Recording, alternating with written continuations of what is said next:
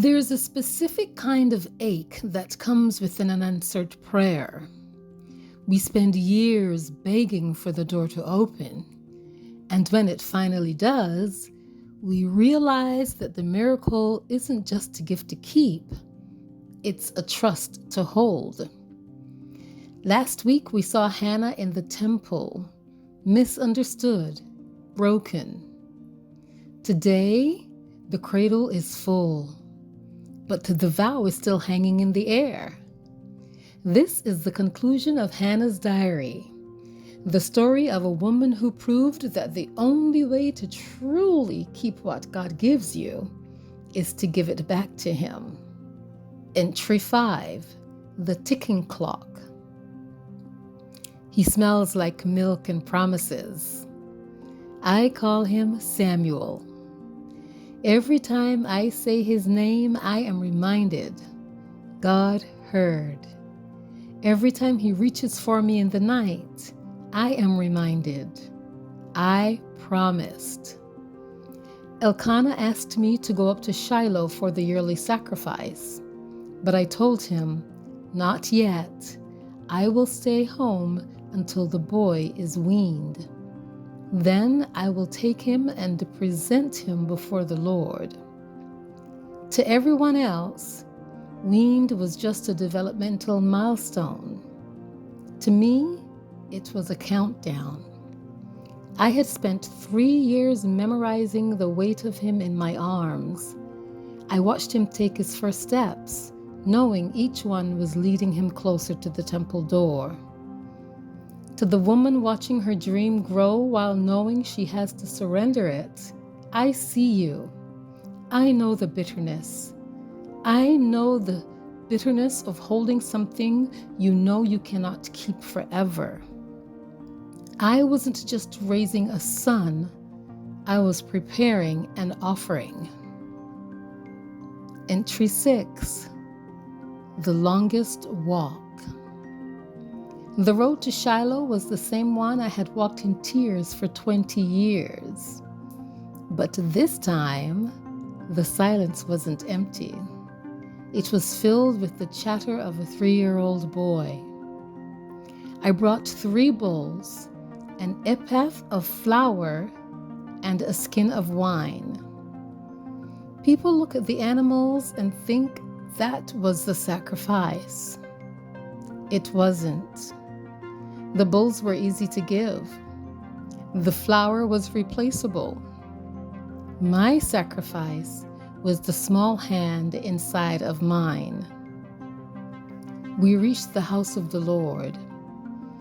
The air was thick with the smell of incense and burnt offerings.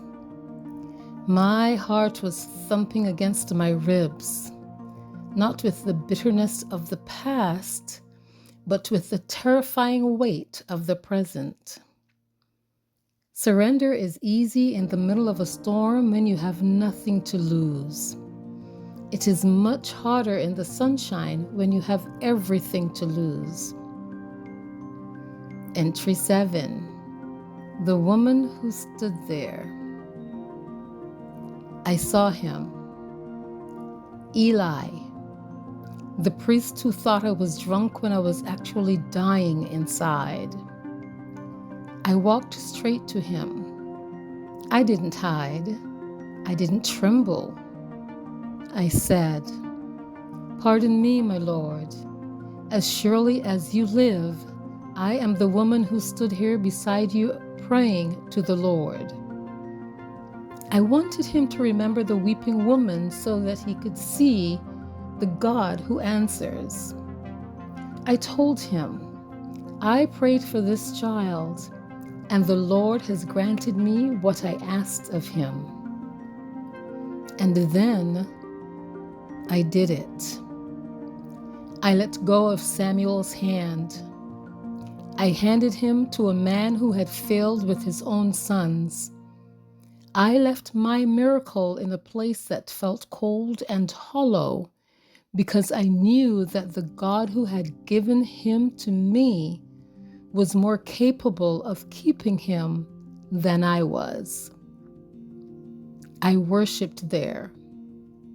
not because it was easy, but because God is still God, even when the house feels empty. Entry 8. The Song. They expected me to wail as I walked away. They expected a mother's heart to break. But something happened the moment I let go. My heart found a new kind of strength. I sang, "My heart rejoices in the Lord. My horn is lifted high. There is no one holy like the Lord. There is no holy one besides you, O God." My song wasn't about a baby.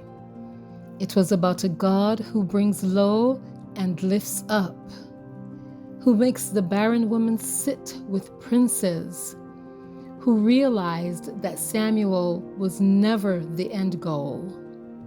He was just the evidence that God sees the invisible. If you are a woman who has finally surrendered your Samuel, whether that's a child, a career, or a dream, don't look for a funeral dirge. Look for a war song. Your strength is not in what you hold, it is in who holds you. Hannah went home to Ramah. She left her heart at the temple, and every year she returned with a little robe she had made with her own hands. God gave her 5 more children, but Samuel became the voice that changed Israel. To the woman listening, whatever you are afraid to give back to God is safer in His hands than yours. The ache of letting go is simply the birth pains of a greater purpose.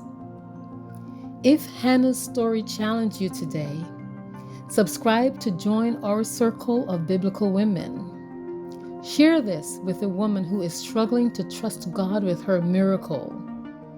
We'll see you in the next diary entry.